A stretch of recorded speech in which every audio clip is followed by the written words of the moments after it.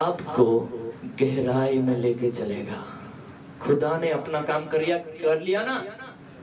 उस नाव में बैठ के खुदा ने अपना काम किया, बचाव किया ना। फिर उतर के चला गया क्या?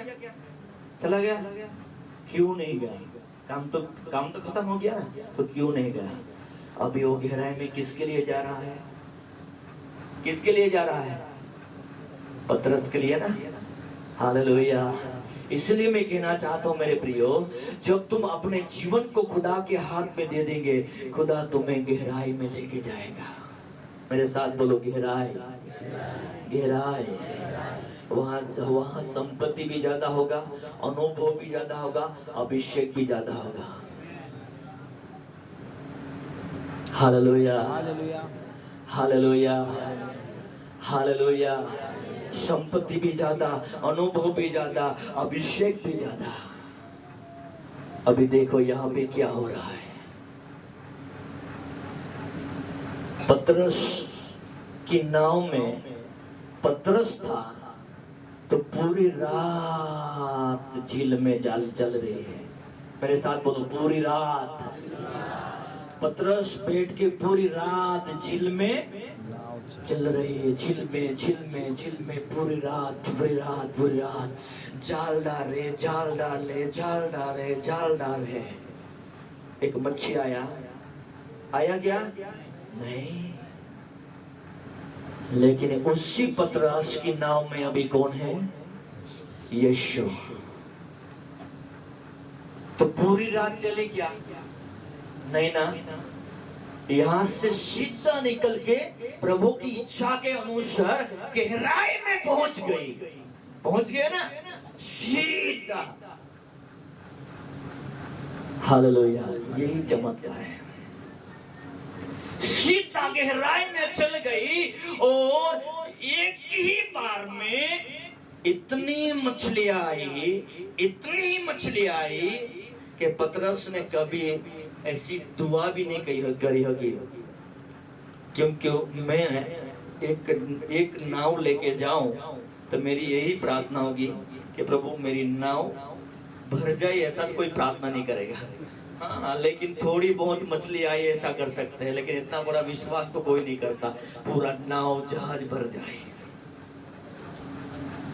कुछ समझ में आ रहा है? हालेलुया।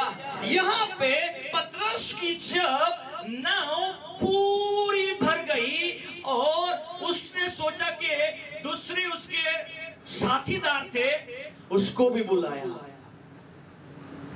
और दोनों नाव क्या लिखा है? छलोछल भर गए ना। पढ़ो।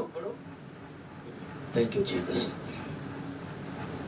जब वह बैठकर लोगों को नाव पर से उपदेश देने लगा, जब वह बातें कर चुका तो हाँ, समौन ने कहा, गहरे में ले चल, हाँ, और मछलियां पकड़ने के लिए अपनी जाल डालो। हाँ, समौन ने उसको उत्तर दिया, हाँ, हे स्वामी, हाँ, हमने सारी रात मेहनत की और कुछ ना पकड़ा। Hallelujah, hallelujah.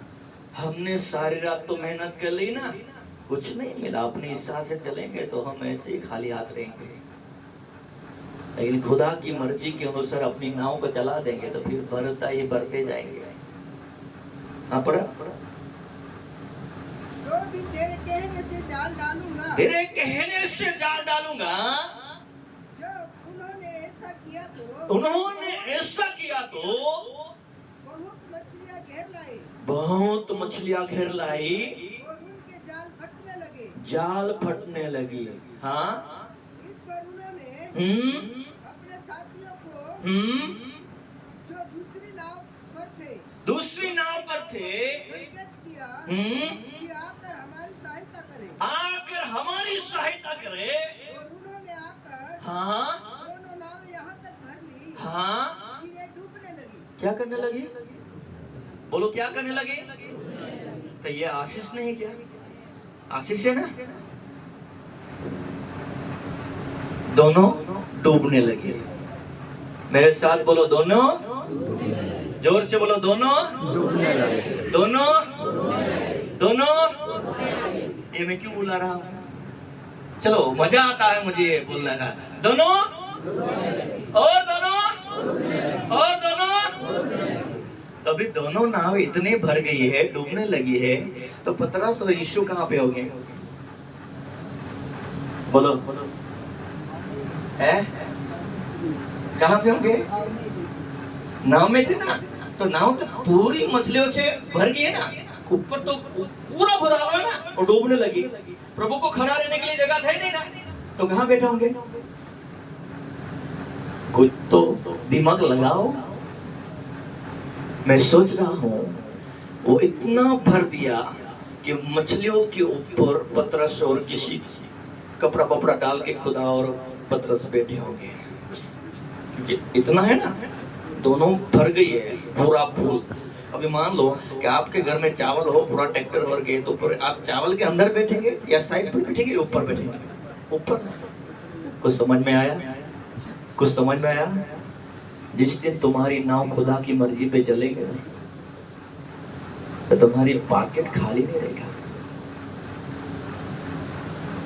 तुम इतने आशीषों अतीत होंगे, तुम आशीर्वादों पे सवार हो सकते हो।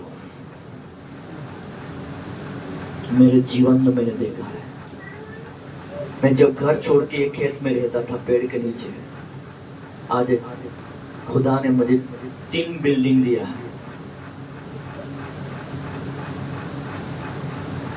वो छोटे नहीं, 2 मंजिल वाला 3 बिल्डिंग। इसलिए मैं कहना चाहता हूँ कि खुदा के लिए तुम जीवन दे दोगे। तो पतरस ने पूरी रात मेहनत करे, खाने के लिए भी मछली नहीं मिला, और खाने की बात तो छोड़ो, पूरे गांव को खिलाए तो भी बच जाएगा, इतना आशीषित है। यह भविष्यवाणी का वचन है। जिस दिन तुम अपने आप को खुदा के हवाले कर दोगे, खुदा की मर्जी पे चलाओगे, तुम्हें मांगना नहीं पड़ेगा। तुम सोचोगे मुझे मच्छी खाना है, तुम सोचोगे मुझे प्यास लेना है, तुम सोचोगे हम कपड़ा लेना है, तुम सोचोगे मैं ये गाड़ी लेना है, तुम सोचोगे ये करना है। खुदा तेरी इच्छा पूरी करने लेके किसी न किसी को भेज देगा। ये मेरा 25 साल का अनुभव है। Hallelujah, hallelujah. ये तो तेरी इच्छा की बात किया, लेकिन तेरे बाइबल में पौलुस ने कहा, तूने सोचा नहीं, सुना नहीं, देखा नहीं, अपने कानों से सुना नहीं, आंखों से देखा नहीं, यही भी चीज तेरे लिए रख चढ़ा है ना ऐसा? हालेलुया। इसलिए तुम अपने नाव को अपने हिसाब से नहीं, अपने नाव में जो खुदा आता है, अपनी नाव में जो गलतियां है कि हमारी नाव जो गलत रास्ते पे चलती है, उन अंगार को छोड़ दो, उस बंधनों को तोड़ के हमें खुदा के लिए अपने जीवन के दे दो। खुदा पहली बार उस नाव में खड़ा होके अपनी शंकाएं को